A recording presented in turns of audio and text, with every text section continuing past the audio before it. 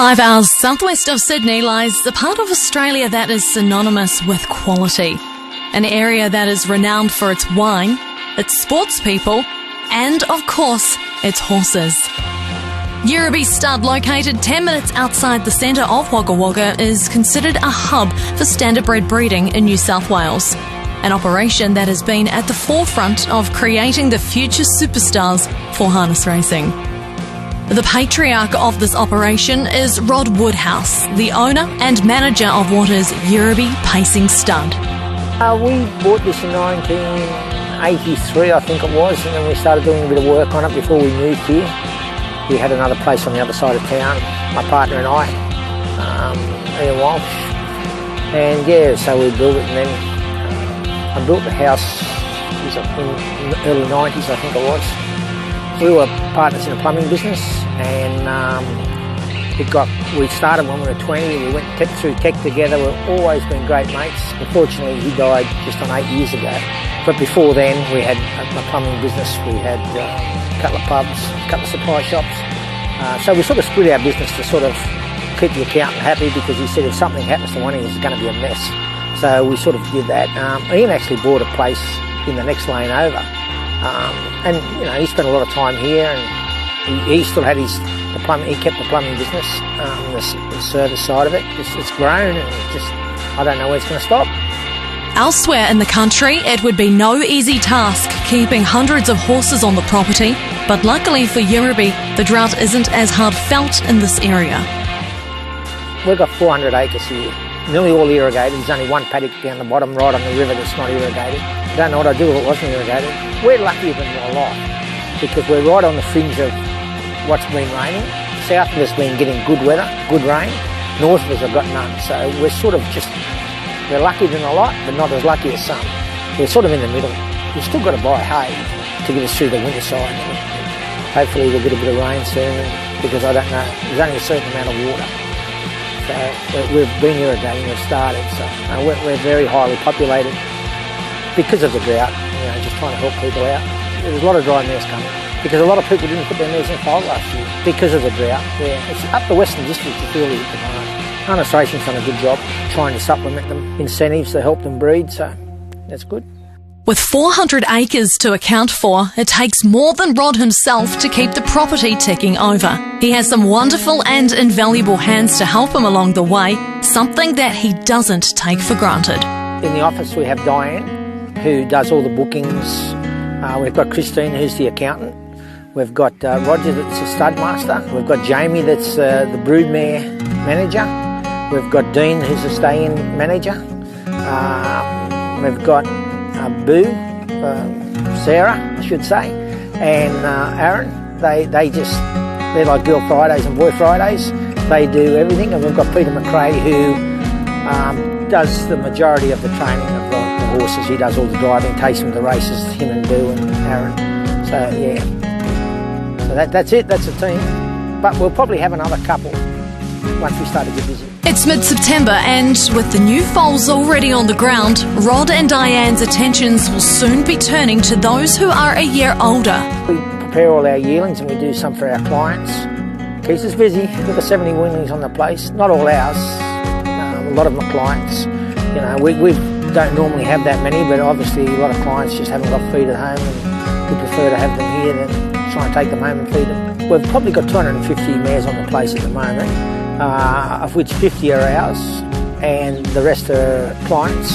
Of course, with any busy operation, there comes a time when there's a need for a hobby. For Rod and Diane, they keep that hobby close to their heart and front door. Their breeding operation pays the bills, but their love for harness racing keeps them level-headed. They train a handful of racehorses on their 1,000-metre track located in the middle of their property. That's my hobby. That's how we started. We started just my partner and I. He used to drive in the races the same as me, but that's not our claim to fame, that's for sure. And we just enjoyed it, So I've got Peter McRae working for me now, and Roger, who's a stud master. He used to do a little bit of driving.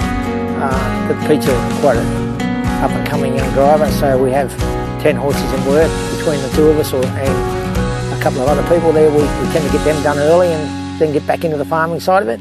But that's our enjoyment. community where all good beginnings start.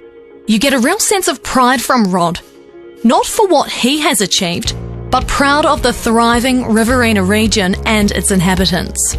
Here, we're 100% hobbyists. There's no professional full-time trainers, or very few. There might be a couple. The rest of us are hobbyists, so we're all in there trying to help each other. You know, I'd consider myself a hobbyist really, because I train, then I go to work, so no different. It's a great industry in as much as the people in the industry are down-to-earth, working people just like us. So I'd say there's probably 30 trainers around the area. I mean, they draw from Leeton and Young and all that, but, you know. Yeah, we have a really strong horse population around this area in the Riverina. It's probably the strongest. Western Districts used to be the strongest. Now I think you'll find that the Riverina's the strongest. It's the strongest breeding ground. Why? I don't know. It just is, isn't it? It's just part of your makeup, yeah. And it's a great industry for young people to be in. Racing, it's notorious for being a great leveller. And in 2017, Yirribee suffered a huge disappointment with the sudden passing of Courage Under Fire. The horse which Rod and his family had watched and followed throughout his illustrious career had only just been purchased to stand at Yirribee. Yeah, only for about 2 months. Yeah, I was on my way back from Fiji. Plane landed and I was that excited about having him because I actually bought him myself, not insured, because he was too old. I thought the only way I can't make money out of this is if he dies. And we landed back in Australia, and then I got a phone call off my son who said, "Dad, you won't believe it, we heard him scramble in the box. He's obviously got a fright and jumped up, just broke his leg high up. The uni came straight down and we couldn't save him."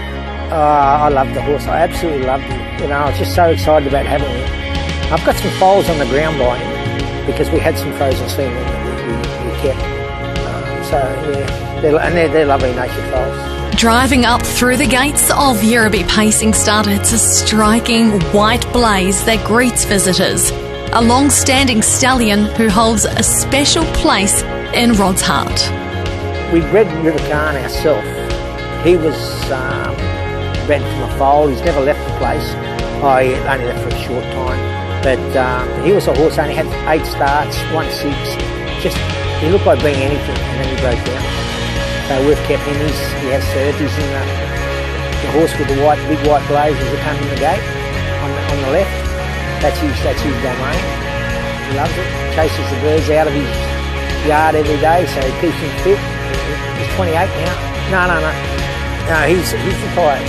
He's a bit like me. Age has got the better of him. But there's no time for Rod and the team at Yirribee to be slowing down. The stud is booming with 8 stallions on the property. It's an around-the-clock operation that will only get busier with the recent addition to their stallion roster, that is, the wonder from down under, Lazarus.